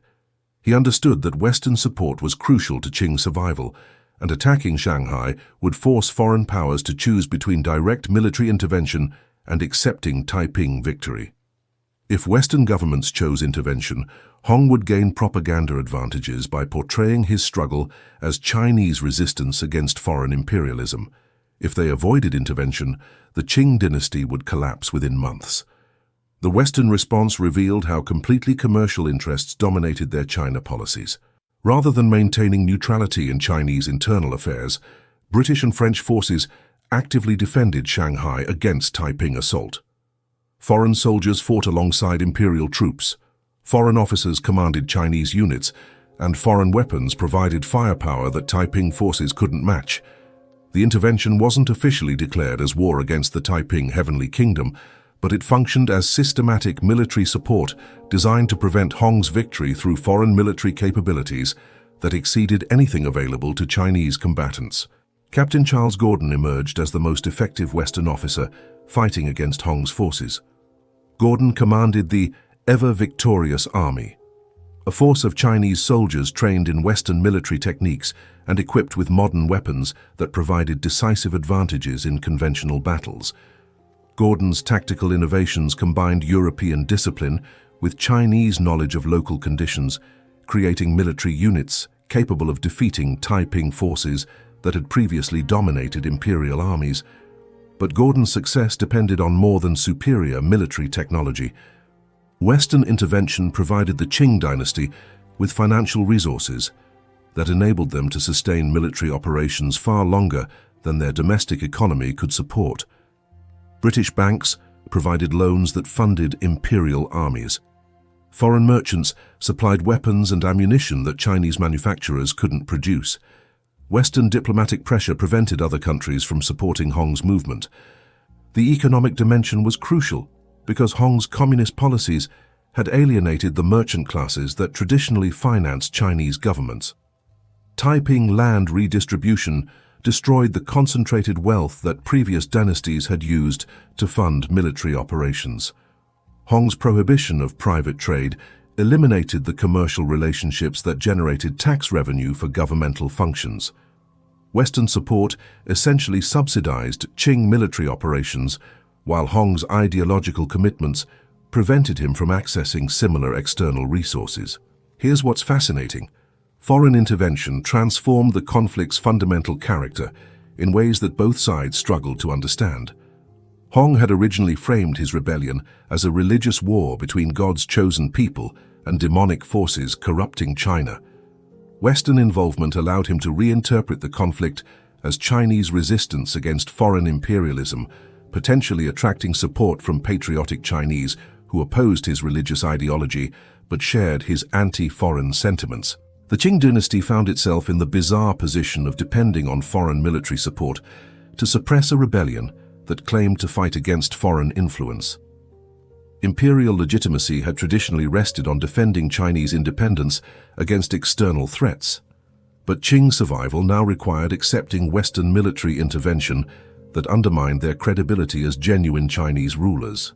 Gordon's military campaigns systematically reduced Taiping territorial control throughout 1862 and 1863. His forces recaptured strategic cities that Hong's armies had held for years, cutting supply lines that connected different regions of the Taiping Heavenly Kingdom and isolating Hong's remaining forces in increasingly desperate defensive positions. But Western intervention had broader consequences that extended far beyond the immediate military conflict. European and American involvement in Chinese civil war established precedents for foreign military intervention that would influence Chinese politics for the next century. The principle that Western powers could legitimately use military force to protect their commercial interests in China became accepted international law that would justify future interventions. The technologies and tactics that foreign officers developed fighting against Hong's forces were later used to suppress other Chinese independence movements. Training programs that Gordon established for Chinese soldiers became models for creating military forces loyal to foreign-supported governments rather than indigenous political movements. Most importantly, Western intervention demonstrated that successful Chinese resistance to foreign domination required technological and organizational capabilities that traditional Chinese society couldn't provide. Hong's movement had achieved unprecedented success through religious ideology and social revolution, but it ultimately failed because it couldn't compete with foreign military advantages. The lesson wasn't lost on future Chinese revolutionaries who would seek foreign support for their own movements or develop domestic capabilities that could match Western technological superiority. By early 1864, Hong Xiuquan found himself trapped in Nanjing with his kingdom collapsing around him. Foreign intervention had broken the military stalemate that might have allowed the Taiping Rebellion to survive indefinitely, forcing a final confrontation that would determine whether his divine mission could succeed despite overwhelming foreign opposition. The Heavenly King was about to discover whether God's protection extended to conflicts against enemies equipped with modern weapons and trained in European military methods that had conquered most of the world. Chapter 8. Blood Rivers. The Yangtze River turned crimson for 300 miles downstream from Nanjing in the summer of 1863. Contemporary witnesses described water so thick with corpses that boats couldn't navigate between the floating bodies. The stench was visible, a brown haze that hung over central China for months. Entire cities had become charnel houses where survivors picked through human remains, searching for family members who might still be breathing. This wasn't collateral damage from military operations. This was systematic genocide, as Hong Xiuquan's dying kingdom consumed everything in its path, while imperial forces responded with extermination campaigns designed to eliminate the Taiping threat through mass murder. Let me show you how religious war became industrial-scale slaughter that changed the fundamental nature of violence in China. The collapse began with Hong's psychological disintegration following the massacre of his closest advisors in 1856. Isolated in his palace and surrounded by followers too terrified to contradict his increasingly delusional commands, Hong retreated into religious fantasies that bore no relationship to the military disasters consuming his kingdom. While Gordon's ever-victorious army systematically recaptured Taiping territory throughout 1862 and 1863, Hong issued divine revelations about imminent intervention by celestial armies that would destroy his enemies through supernatural power. When desperate generals requested practical military guidance, Hong responded with theological lectures about the importance of maintaining faith in God's ultimate victory. The disconnect between Hong's delusions and battlefield reality created a command crisis that paralyzed Taiping military operations at precisely the moment when effective leadership could have prolonged resistance for years. You see, Hong had created a governmental system where his personal authority was absolute, but he had become psychologically incapable of exercising that authority rationally. His remaining generals couldn't adapt to changing military conditions without Hong's approval, but Hong's approval required accepting his delusional interpretations of divine will that ignored obvious strategic necessities. The result was military decision-making that bordered on the suicidal. Li Xiuquan, Hong's most capable surviving general, repeatedly requested permission to abandon indefensible positions and concentrate Taiping forces for strategic counterattacks. Hong refused, claiming that God had commanded him to hold every inch of sacred territory, regardless of tactical circumstances. Withdrawing from captured cities would demonstrate insufficient faith in divine protection. When Li attempted to implement practical defensive strategies without explicit authorization, Hong accused him of demonic corruption and threatened execution for disobedience. Military commanders found themselves choosing between tactical suicide and accusations of betraying God's cause. The impossibility of rational military planning accelerated territorial losses that might have been manageable with competent leadership. But the real catastrophe was Hong's response to increasing military pressure. Rather than acknowledging that his strategic situation required political compromise or tactical adaptation, Hong interpreted every defeat as evidence that his kingdom required additional purification from demonic influences that were preventing divine intervention on his behalf. The theological logic was unassailable within Hong's mental framework. If God had promised victory to his chosen people, then continued defeats must result from insufficient faith or secret betrayal rather than enemy military superiority. The solution was identifying and eliminating whatever spiritual corruption was preventing God from fulfilling his covenant. Hong's purification campaigns escalated to unprecedented extremes. As his military situation deteriorated, anyone who questioned military strategy faced execution for betraying divine guidance. Soldiers who retreated from hopeless battles were killed as cowards who lacked faith in God's protection. Civilian administrators who reported negative information were eliminated as agents of demonic discouragement. But Hong's paranoia extended far beyond government and military officials. Taiping-controlled populations found themselves subject to loyalty tests that were impossible to pass and deadly to fail. Speaking positively about imperial forces was treason punishable by death. Expressing doubt about ultimate Taiping victory was evidence of demonic corruption requiring immediate elimination. Even remaining silent when asked about one's faith could be interpreted as hidden opposition to God's kingdom. The result was systematic terror that destroyed the popular support Hong's movement had originally enjoyed. Peasants who had welcomed Taiping armies as liberation forces now feared them as death squads that could execute entire families for suspected disloyalty. The land redistribution policies that had generated initial enthusiasm became irrelevant, as survival required avoiding any behavior that might trigger accusations of insufficient devotion. But the imperial response was equally brutal and far more systematic. Qing generals had initially attempted to defeat Hong's movement through conventional military campaigns that targeted Taiping armies while minimizing civilian casualties. This approach had failed because Taiping ideology could regenerate military resistance as long as sympathetic populations provided recruits and supplies. The solution, developed with Western advisory support, was total warfare designed to eliminate the social foundations that sustained Taiping resistance. Zheng Guofan, the imperial general who assumed primary responsibility for suppressing the Taiping Rebellion, implemented what historians now recognize as the first systematic genocide in modern Chinese history. Imperial forces didn't just reconquer Taiping territory, they systematically eliminated populations that had supported Hong's movement. Men, women, children, elderly, infirm, anyone who had lived under Taiping rule faced potential execution as a security threat that might regenerate rebellion if allowed to survive. The scale was unprecedented in Chinese military history. Traditional Chinese warfare had typically involved capturing enemy territory and incorporating defeated populations into the victor's political system.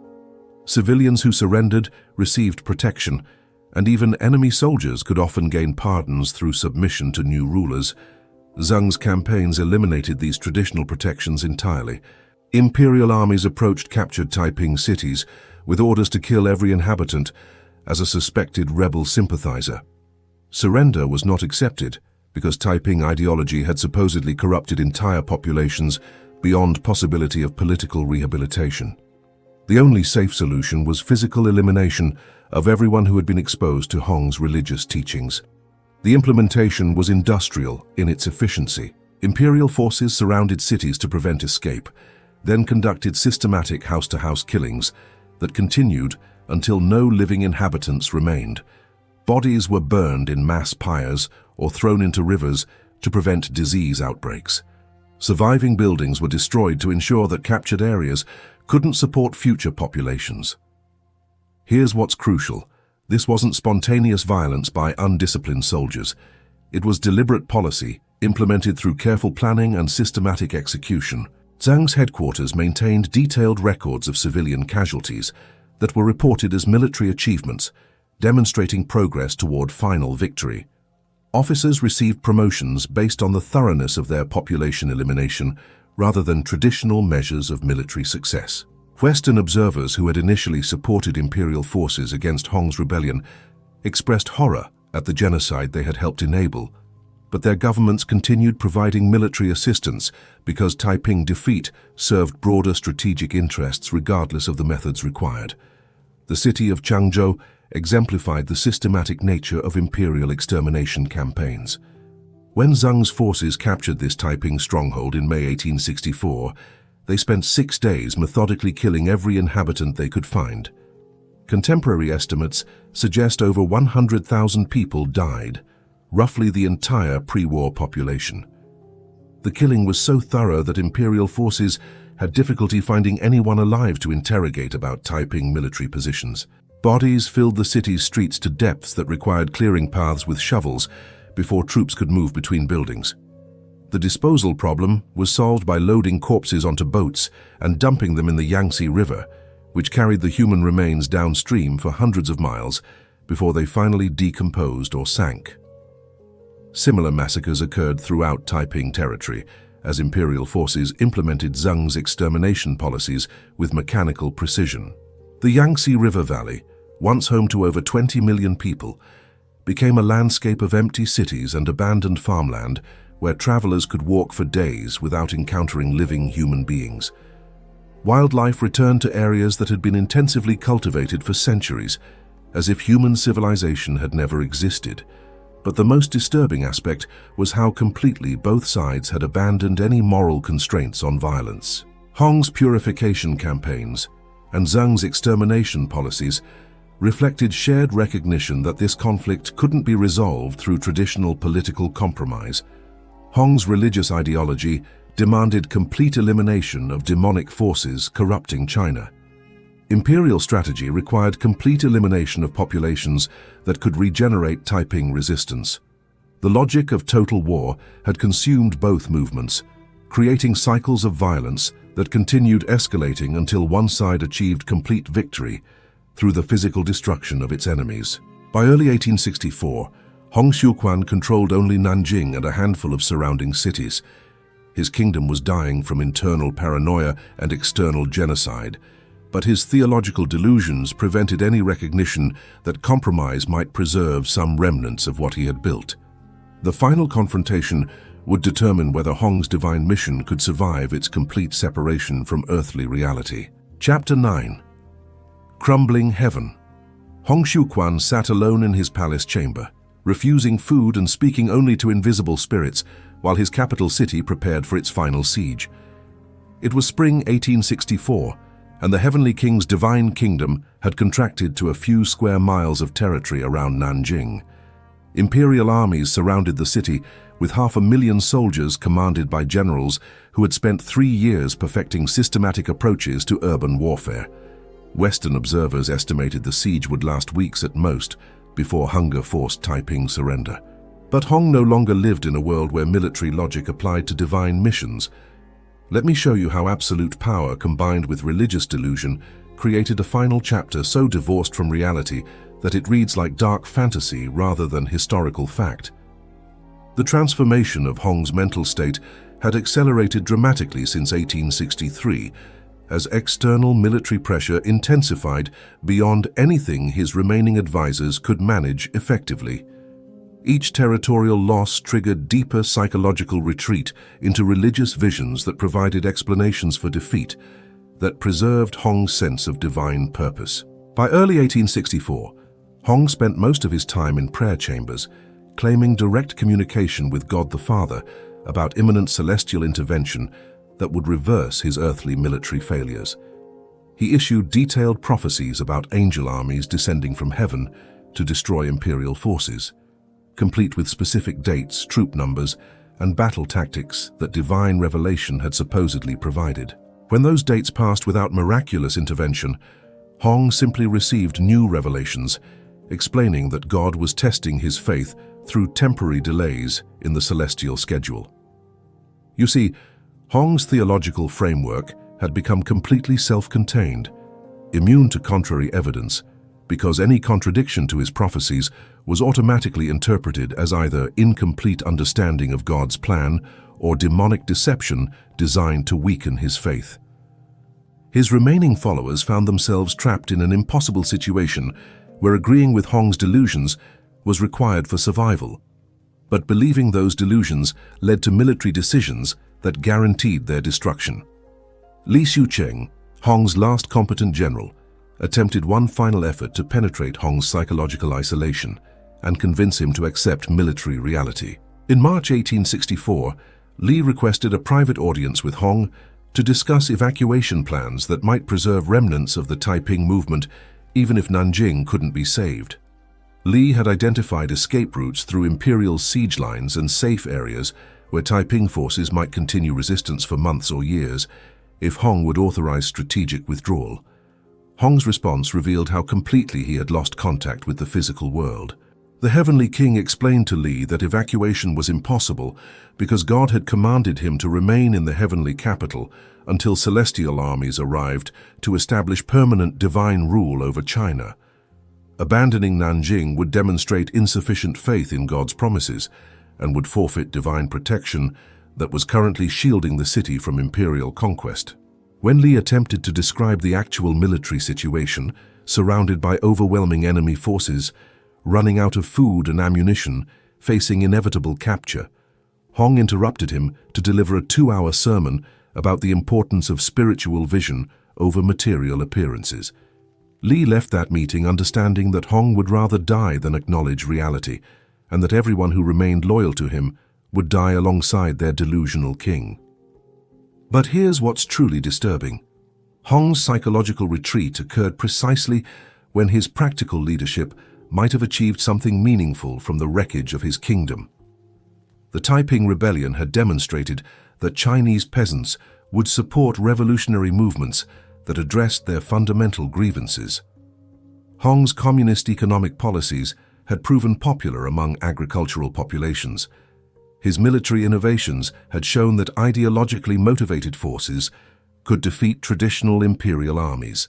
A rational leader might have used these achievements as foundations for political compromise that preserved some Taiping reforms while ending the devastating warfare that was destroying central China. Hong's religious authority was sufficient to command acceptance from his followers for any settlement he endorsed. Instead, Hong's delusions prevented any recognition that compromise was possible or that his movement's ideas might survive in modified forms even if his personal kingdom couldn't be saved.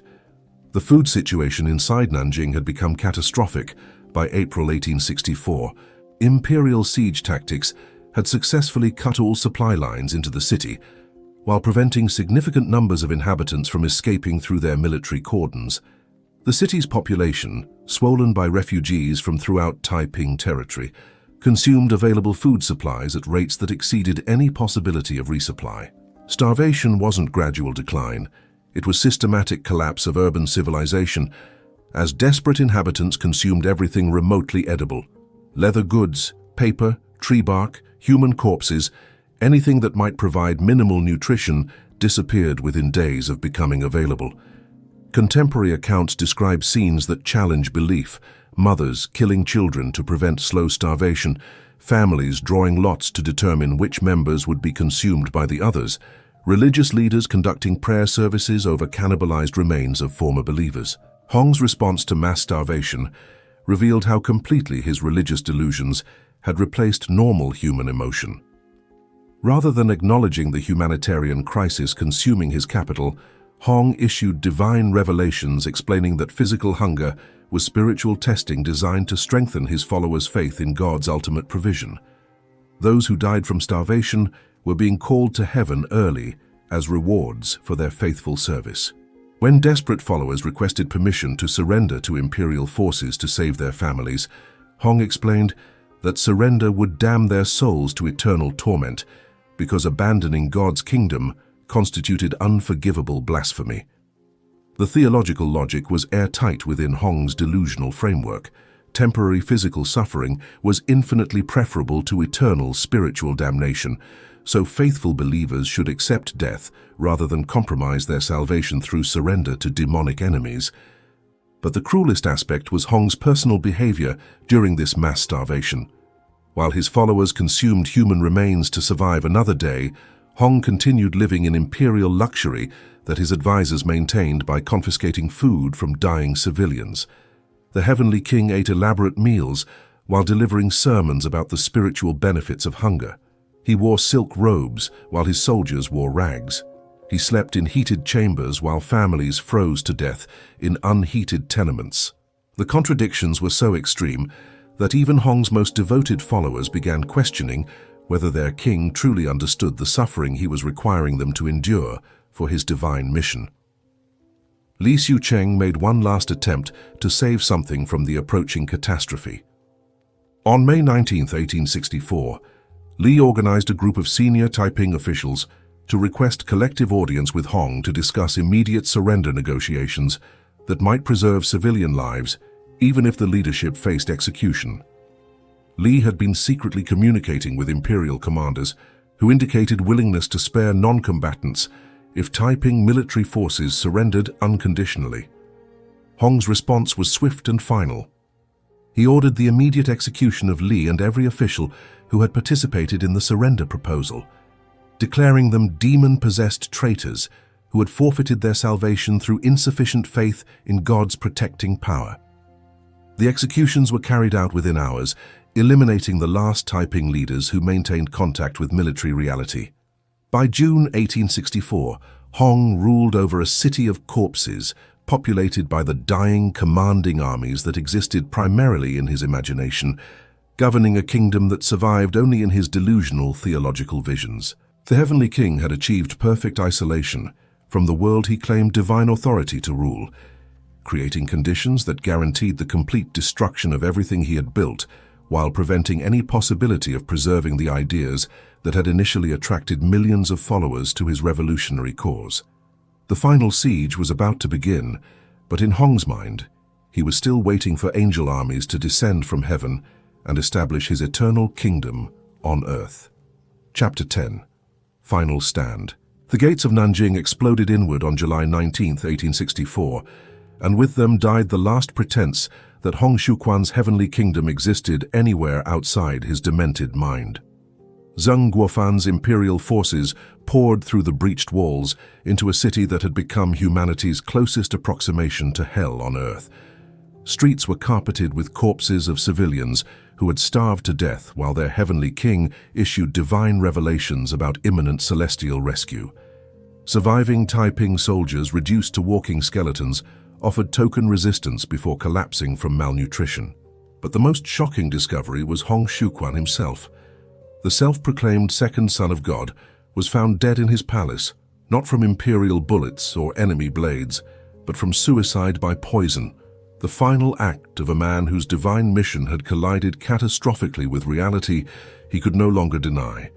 Let me show you how the deadliest rebellion in human history ended not with heroic last stands, but with pathetic collapse that revealed the hollow core beneath 14 years of religious fanaticism. The final siege had lasted barely a month, despite Hong's predictions of divine intervention. that would destroy imperial forces before they could breach Nanjing's ancient walls. Zheng Guofan's forces had perfected siege techniques through 3 years of systematic reduction of Taiping strongholds. Mining operations tunneled beneath city walls, while artillery bombardments targeted specific defensive positions rather than attempting to reduce entire fortress complexes. Coordinated assaults concentrated overwhelming force against predetermined breach points. But the real factor was Hong's complete disconnection from practical military leadership. While imperial engineers methodically destroyed his city's defenses, Hong remained secluded in his palace, issuing theological pronouncements about God's plan for ultimate Taiping victory. He forbade his remaining generals from conducting strategic withdrawal or attempting breakout operations that might preserve some military capability for future resistance. Any suggestion of tactical adaptation was interpreted as evidence of insufficient faith in divine protection. Hong's final military orders consisted primarily of instructions for prayer ceremonies and religious rituals that would supposedly trigger celestial intervention rather than practical guidance for defending against professional military assault. The result was defensive collapse that occurred faster than even imperial commanders had anticipated. You see, effective defense of fortified positions requires coordinated leadership capable of adapting to changing tactical situations. Defenders must repair damaged fortifications, redistribute forces to threatened sectors, and maintain civilian morale during extended siege operations. Hong's theological preoccupations prevented any of these essential functions from operating effectively. Taiping defenders found themselves abandoned by their leadership at precisely the moment when competent command might have prolonged resistance significantly. Many simply deserted their positions and attempted to escape the city rather than die for a cause their own king seemed to have abandoned through his retreat into religious fantasy. When imperial forces finally achieved their breakthrough on July 19th, they encountered minimal organized resistance from an enemy that had essentially collapsed before the assault began. But what they found inside Nanjing shocked even veterans who had spent years implementing Zheng's extermination policies against Taiping populations. The heavenly capital had become a necropolis where death had achieved complete dominance over life. Contemporary estimates suggest that over 100,000 people died from starvation during the final siege, roughly 1/3 of the city's remaining population. Bodies filled streets to depths that required clearing paths for military movement. The stench was so overwhelming that imperial soldiers wrapped cloth around their faces to avoid vomiting while conducting search operations. Survivors were almost exclusively people who had resorted to cannibalism, sustaining themselves on human flesh while their neighbors died around them. Children who remained alive showed signs of malnutrition so severe that many would never recover normal physical development. Women who had survived were often insane from trauma that exceeded human psychological capacity to process. The economic infrastructure that had once made Nanjing one of China's greatest cities had completely collapsed. Workshops stood empty because artisans had starved to death. Markets contained no goods because trade networks had disintegrated. Administrative buildings were abandoned because governmental functions had ceased when Hong retreated into theological isolation. But the most disturbing discovery was the evidence of systematic internal violence that Hong's paranoia had inflicted on his own followers during the siege. Imperial investigators found mass graves containing thousands of Taiping officials, military officers, and civilian administrators who had been executed for suspected disloyalty during the final months of Hong's rule. The killing had been so extensive that basic governmental functions had stopped operating because Hong had eliminated most people capable of administrative work. Religious sites contained evidence of bizarre rituals where Hong had attempted to communicate with divine beings through increasingly extreme practices that included human sacrifice and collective suicide ceremonies. Prayer halls were littered with corpses of believers who had died participating in religious exercises designed to trigger supernatural intervention. The palace complex revealed the full extent of Hong's psychological deterioration. While his subjects starved and died around him, Hong had continued living in luxury that exceeded anything previous Chinese emperors had enjoyed. His personal quarters contained stockpiles of food that could have sustained hundreds of families through the siege. His clothing collection included thousands of elaborate robes that demonstrated obsession with imperial symbolism, divorced from any connection to practical governance. But the most revealing evidence was Hong's personal writings from the final months, which documented his complete psychological break from reality. Private journals and divine revelations showed a man who genuinely believed celestial armies were preparing for imminent intervention on his behalf.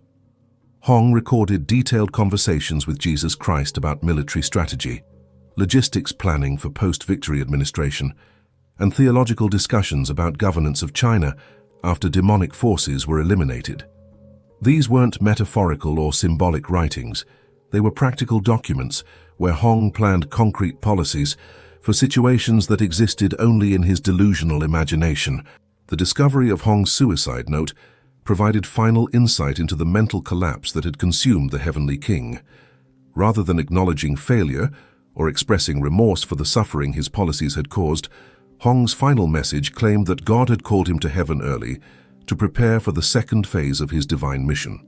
His earthly death was temporary transition rather than permanent defeat, and his followers should maintain faith in eventual return when conditions were appropriate for completing God's plan.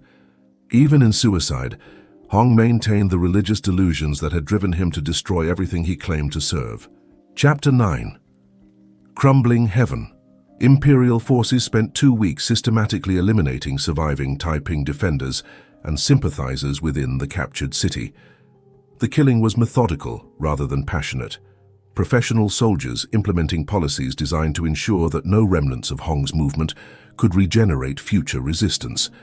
Li Xiuquan, captured alive despite his earlier death sentence from Hong, provided detailed information about Taiping organization, military capabilities, and political objectives that helped imperial forces locate and eliminate remaining resistance cells throughout central China. Before his execution, Li wrote a detailed confession that described Hong's transformation from charismatic religious leader into paranoid dictator whose theological obsessions had consumed the movement they were supposed to serve. Li's account remains the most important primary source for understanding how religious fanaticism had evolved into self-destructive paranoia that destroyed the Taiping Rebellion from within.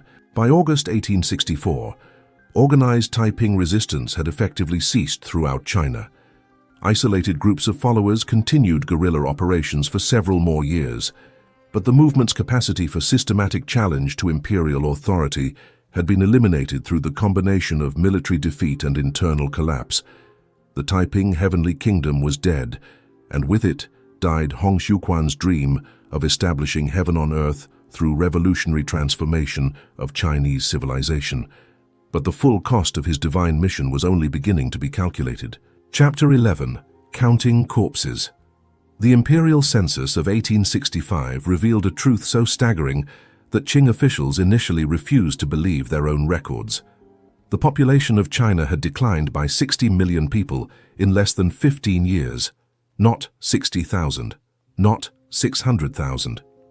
60 million human beings, equivalent to the entire population of France, had simply vanished from the earth between 1850 and 1864.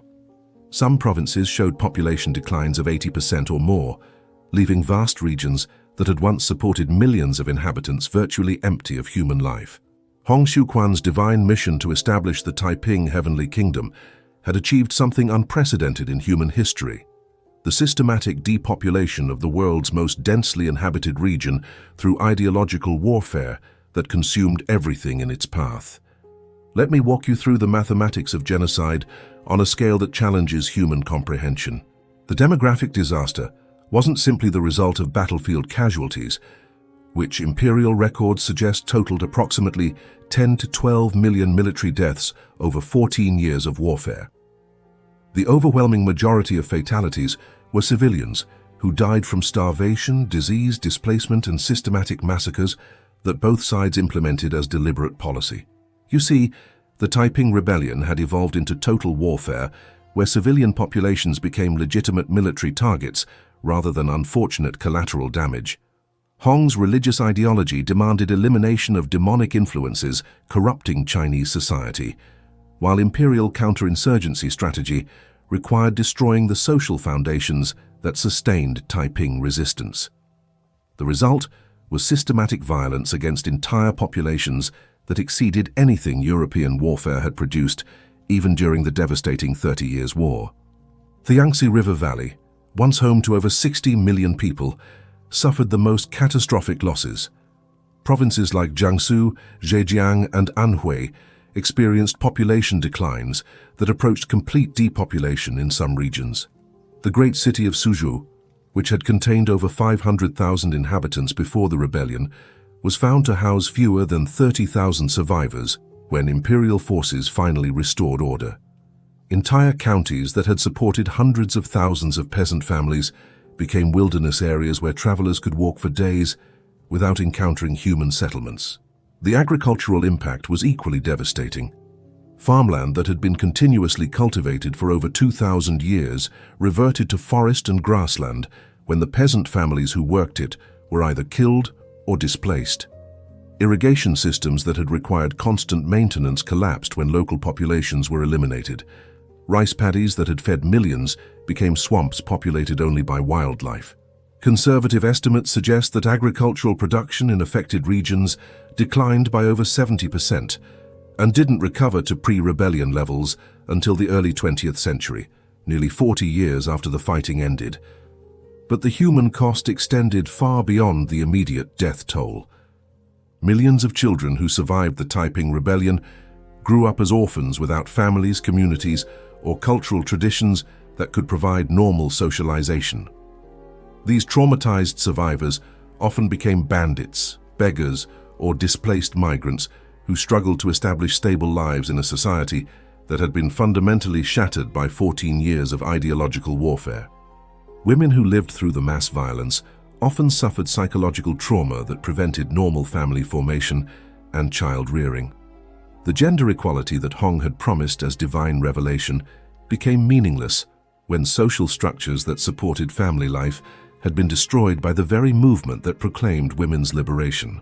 Economic recovery was hindered by the complete breakdown of commercial networks that had connected different regions of China for centuries.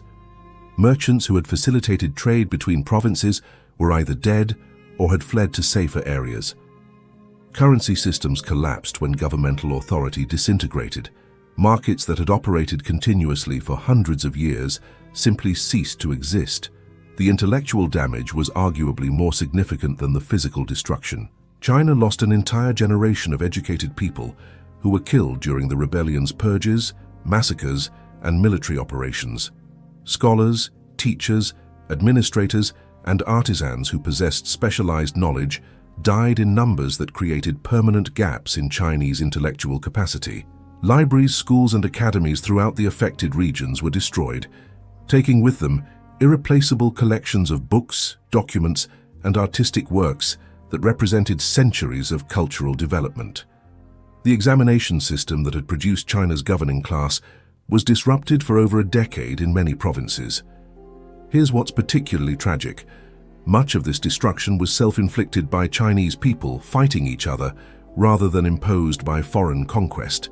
Unlike previous disasters in Chinese history that resulted from natural catastrophes or foreign invasion, the Taiping Rebellion represented Chinese civilization consuming itself through ideological conflicts that both sides pursued to logical extremes regardless of the human cost.